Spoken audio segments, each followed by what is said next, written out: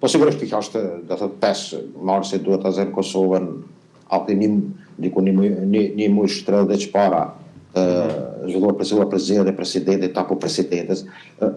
Besoj që do kemi Lutëgria pak gjina në një pozicion të tillë me disa procese të brendshme, në një përgjithësi të brendshme, me ndërheqjet të kryetarit të partisë, do jetë, që mendoj që prapë zgjedhja fund do jetë Abdixhiku, për mendimin tim. Por mendoj që do kemi një proces dhe ka më duket kanale të cilat janë duke folur për një bashkëqeverisje, dhe mendoj që për Lutëgrin do të ishte pozitive një bashkëqeverisje, po që sa arrin që ta ketë presidentin dhe një numër të resorëve të qeveritare.